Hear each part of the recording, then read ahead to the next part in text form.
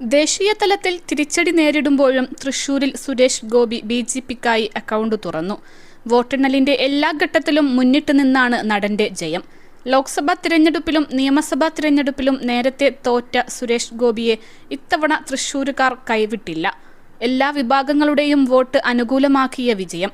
സുരേഷ് ഗോപിയെ തോൽപ്പിക്കാൻ ഇടത് വലത് മുന്നണികൾ നടത്തിയ നീക്കമെല്ലാം വിഫലമായി.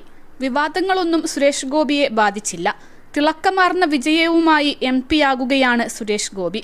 കലാകാരൻ എന്ന നിലയിൽ നോമിനേറ്റഡ് രാജ്യസഭാ അംഗമായ പ്രവർത്തന കരുത്ത് സുരേഷ് ഗോപിക്കുണ്ട്. ഇതുമായാണ് ലോക്സഭയിലേക്ക് നടൻ പോകുന്നത്. അങ്ങനെ തൃശൂരിനെ സുരേഷ് ഗോപി അങ്ങ് എടുക്കുകയാണ്. BJP പ്രതീക്ഷിച്ചതിലും വലിയ വിജയമാണ് സുരേഷ് ഗോപി തൃശൂരിൽ നേടുന്നത്.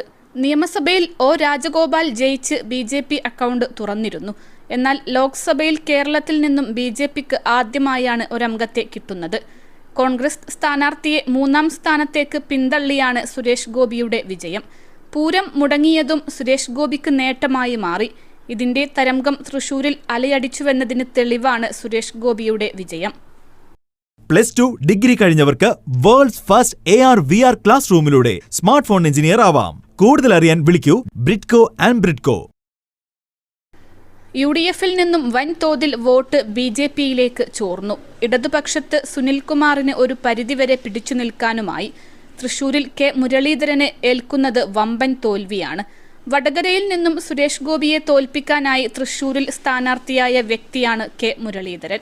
വോട്ടെണ്ണലിന്റെ തുടക്കത്തിൽ UDF-ഉം LDF-ഉം മാറി മാറി മുന്നേറിയ മണ്ഡലത്തിൽ 1.5 മണിക്കൂർ കഴിഞ്ഞതോടെയാണ് സുരേഷ് ഗോപി മേൽക്കൈ നേടിയത്. സുരേഷ് ഗോപിയുടെ വരവോടെ തൃശൂർ കേരളത്തിൽ മാത്രമല്ല ദേശീയ തലത്തിൽ തന്നെ ശ്രദ്ധ നേടുകയാണ്. കഴിഞ്ഞ ലോക്സഭാ തിരഞ്ഞെടുപ്പിൽ നാമനിർദ്ദേശ പത്രിക സമർപ്പിക്കുന്നതിനുള്ള അവസാന ദിവസം മത്സരരംഗത്തെത്തിയ സുരേഷ് ഗോപി തൃശൂർ എടുക്കും എന്ന് പറഞ്ഞുകൊണ്ട് വിരലിലെണ്ണാവുന്ന ദിവസത്തിൽ പ്രചാരണം ശക്തമാക്കുകയും ഇരുമുന്നണികളെയും വിറപ്പിച്ചുകൊണ്ട് വോട്ട് ശതമാനം വർദ്ധിപ്പിക്കുകയും ചെയ്തു. 2,93,822 വോട്ടുകളാണ് അന്ന് സുരേഷ് ഗോപി നേടിയത്. അന്ന് തുടങ്ങിയ കഠിനാധ്വാനമാണ് ഇപ്പോൾ വിജയമാകുന്നത്. കഴിഞ്ഞ നിയമസഭാ തിരഞ്ഞെടുപ്പിൽ തൃശൂരിൽ നിന്ന് മത്സരിച്ചെങ്കിലും ലോക്സഭയാണ് തന്റെ ലക്ഷ്യമെന്ന് അദ്ദേഹം പറഞ്ഞിരുന്നു. ശബരിമല വിഷയം കത്തിനിന്ന സാഹചര്യത്തിലാണ് 2019-ൽ സുരേഷ് ഗോപിയെ തൃശൂരിൽ പരീക്ഷിക്കാൻ BJP നേതൃത്വം തയ്യാറായത്. ബാലികേറാമലയായ കേരളത്തിൽ തൃശൂർ പിടിക്കുക എന്ന ലക്ഷ്യത്തോടെയായിരുന്നു BJP-യുടെ പടനീക്കം. അതിനായി പ്രധാനമന്ത്രി മോദിയെ തന്നെ പലതവണ രംഗത്തിറക്കി. തിരഞ്ഞെടുപ്പ് പ്രഖ്യാപിക്കും മുൻപ് ഔദ്യോഗികമായി അല്ലാതെ പ്രഖ്യാപിക്കപ്പെട്ട സ്ഥാനാർത്ഥിയും സുരേഷ് ഗോപിയായിരുന്നു. സുരേഷ് ഗോപിക്ക് വേണ്ടി പ്രധാനമന്ത്രി നരേന്ദ്രമോദി 3 തവണയാണ് തൃശൂരിൽ എത്തിയത്. മോദി തരംഗത്തിനൊപ്പം സുരേഷ് ഗോപിയുടെ ആക്ഷൻ ഹീറോ പരിവേഷവും തൃശൂർക്കാർ അംഗീകരിച്ചു. അങ്ങനെ മോദിക്ക് വേണ്ടി തൃശൂരിനെ സുരേഷ് ഗോപി ഏറ്റെടുക്കുകയാണ്.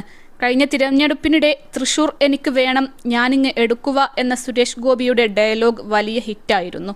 തെരഞ്ഞെടുപ്പിൽ പരാജയം ഏറ്റുവാങ്ങിയതോടെ അത് പിന്നെ പലരും പലവട്ടം പരിഹാസമാക്കി മാറ്റി. എന്നാൽ ഒടുവിൽ തൃശൂർ അങ്ങ് എടുത്ത് സുരേഷ് ഗോപി വിമർശകർക്ക് മറുപടി നൽകിയിരിക്കുകയാണ്. BJP-യെ സംബന്ധിച്ചിടത്തോളം ഏറെ മധുരമുള്ള വിജയമാണ് സുരേഷ് ഗോപി സമ്മാനിച്ചിരിക്കുന്നത്. അൽസലാമ ഐ ഹോസ്പിറ്റൽ 21 ലക്ഷത്തോളം സന്തുഷ്ടരായ ഉപഭോക്താക്കളും 2 ലക്ഷത്തോളം തിമിര ശസ്ത്രക്രിയകളും പൂർത്തിയാക്കിയ മലബാറിലെ ഏക കണ്ണാശുപത്രി. ലോകോത്തര നിലവാരമുള്ള ചികിത്സാ സംവിധാനങ്ങൾ, എല്ലാ നേത്രരോഗ ചികിത്സാ സൗകര്യങ്ങളും വിദഗ്ധരായ ഡോക്ടർമാരുടെ മേൽനോട്ടത്തിൽ. Al Salama eye hospital, hospital road, Perinthalmanna.